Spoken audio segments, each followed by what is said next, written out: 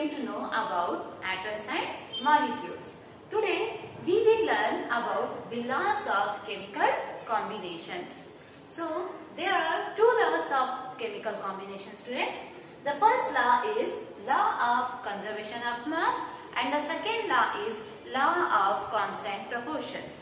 First we shall see what does this law of conservation of mass states. So this law was established by Lavoisier and the law states that mass can neither be created nor be destroyed in a chemical reaction. So according to Lavoisier, he stated that mass in a sense matter can neither be created nor be destroyed if we are doing a chemical reaction. Now we shall verify this law through an activity. Let's see. Law of conservation of mass. We require measuring cylinders, barium chloride, that is BaCl2, sodium sulfate solution, conical flask, cork, 10 ml test tube and electronic balance, that is weighing balance. Now measure 5 ml of sodium sulfate solution in a measuring cylinder. This is 5 ml of sodium sulfate solution. Pour it into a conical flask. Measure 5 ml of barium chloride solution in another measuring cylinder. This is 5 ml of barium sulfate solution. Pour it into a 10 ml test tube. Tie the test tube using a thread and hang the test tube in a conical flask carefully so that the solutions do not mix with each other. Cork the conical flask so that the thread holding the test tube is held firmly in place. Take the conical flask and carefully weigh the flask on an electronic balance with all the contents, ensuring that the solutions do not mixing, and note the reading. Take the flask from the balance, tilt it and swirl the flask so that the barium chloride solution in the test tube spills and mixes with sodium sulfate solution in the flask and forms a white color precipitate of barium sulfate, that is BaSO4, and an aqueous solution of sodium chloride, that is NaCl.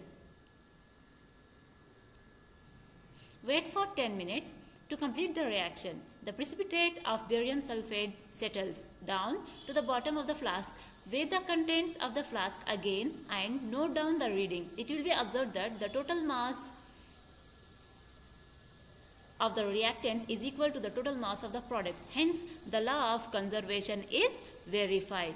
Now we shall see the second law. So second law is the law of constant proportions. This law was established by Joseph Proust and the law states that in a chemical substance the elements are always present in a definite proportions by mass. This law we can understand better by taking an example. Law of constant proportion. The law of constant proportion was formulated by Joseph Proust. According to this law, in a compound, the constituent elements are always present in a definite proportion by weight. For example, in water, the proportion of hydrogen and oxygen is 1:8 by weight.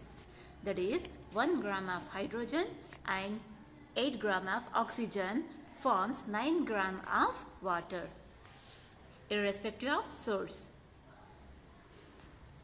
Similarly, carbon and oxygen in carbon dioxide has proportion of 3:8 by weight.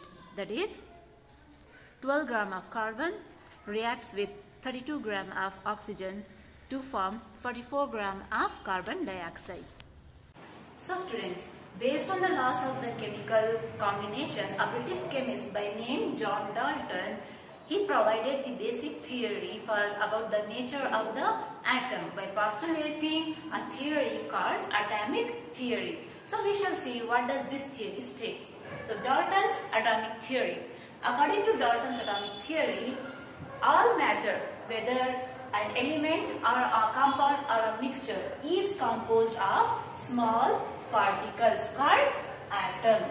So he stated that all the matter, whether the matter it will be in the sense of an element or it might be with the group of element, that is a mixture or compound, will be composed of small particles called atom.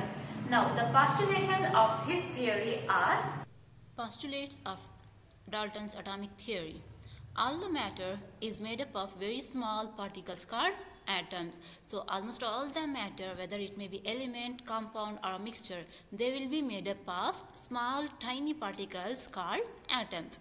The second postulate, atoms are indivisible. As we have studied in the last classes that atoms cannot be divided anymore. The tiniest particle which cannot be divided further, that will be considered as atoms, and atoms are indivisible. And the third point, atoms can neither be created nor be destroyed. As we all know that atoms, they cannot be created and they neither be destroyed.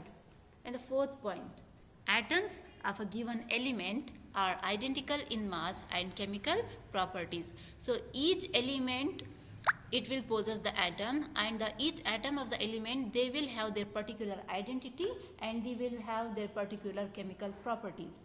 So which will be differ from one atom of the element to the other atom of the element. And the fifth point of his postulation, atoms combine in the ratio of small whole numbers to form compounds. So group of atoms together, they will combine to form either an element or a compound. And the last postulation of his theory is the relative number and kinds of atoms are constant in a given compound. So these are the 6 postulations of Dalton's atomic theory. So students, in today's class we learn the laws of chemical combination, the 2 laws of chemical combination, that is law of conservation of mass and the law of constant proportions, and about Dalton's atomic theory. The further content will be continued in the next class. So note down all the points, copy it down into the notebook and remember those points. Thank you.